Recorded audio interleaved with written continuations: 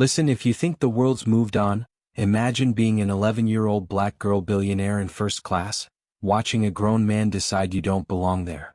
That's exactly what happened. I was right there, feeling every stare pierce my skin like my presence alone was an offense.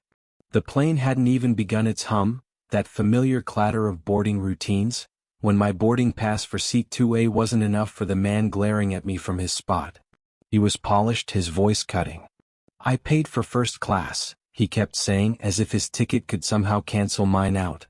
My dad was there, solid as a rock, his hand on my shoulder, his calm voice masking the storm I knew he'd unleash for me.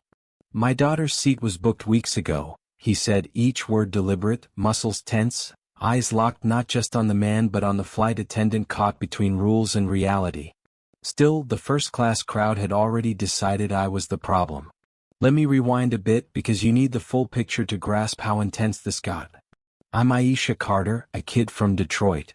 NASA pajamas, 3 monitors of code in my bedroom, the kind of nerd who pitches a billion-dollar company to old-school tech investors. My platform dreamscape was set to shake up the world again. My dad, David, who ditched his engineering career to stand by me, was there to remind me why we started this. "You're not here to prove you fit in," he'd say. "They need what you made." I'd nod, tuck my hair behind my ear 100 times, wishing his confidence was infectious. Detroit Metro at dawn is a haze of weary faces and quick hands. We blended in, moving through the crowds like we'd done it 1,000 times. Me with a passport stamped from Tokyo to London to Singapore, no one staring, no one knowing us. That's how we preferred it. My company's been in Forbes, TechCrunch, but Dad kept my face out of the spotlight. Let the work speak first, not my age or appearance. When the boarding call hit, Dad handed me the pass for 2A, his own ticket back in economy, 3 rows and a universe away.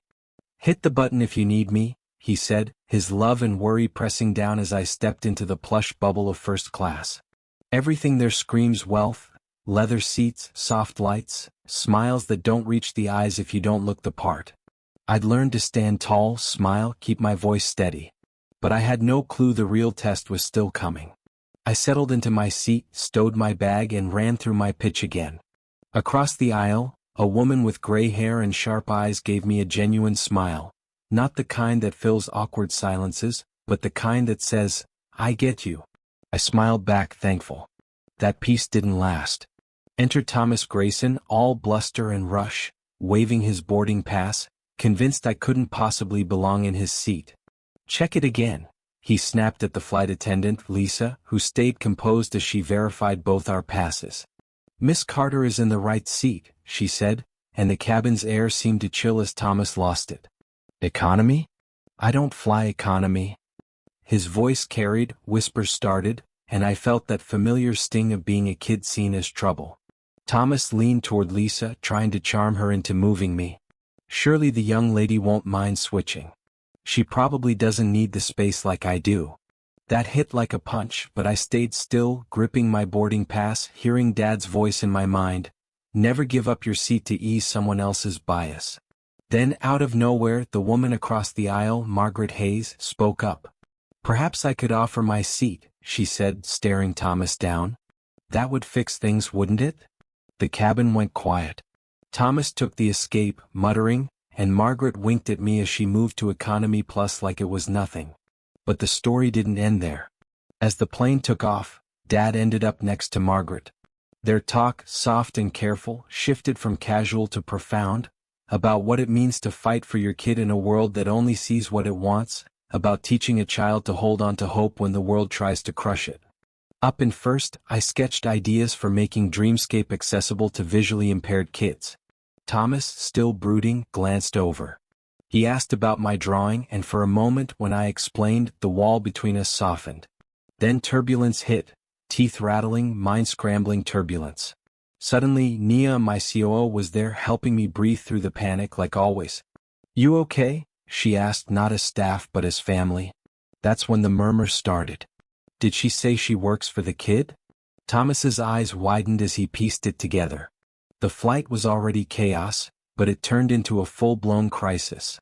The captain summoned me to the cockpit. Never a good sign. "Security concern," he said. Someone claimed I was using fake ID, that Dad was fronting me for illegal business. The timing, 20 minutes after the seat dispute, made it clear who called it in. We were diverted to Oakland. FBI agents boarded, escorted us off. Dad and Nia stood firm beside me while Thomas sat there, sweating, pale as milk. As we answered questions, our lawyer, Karen, stormed in, eyes blazing, folder in hand. "This isn't random," she said. "There's a pattern. Every black-led tech company nearing funding gets hit with these claims. All linked to one group, TechCore Ventures." The twist? Margaret from my flight was a former TechCore VP who'd quit the day before and was now whistleblowing, with evidence tying TechCore to a campaign of sabotage and lies. Thomas, guilt-ridden, admitted his company, bought by TechCore, had plotted against us. He handed over documents to mitigate the damage, exposing the whole scheme.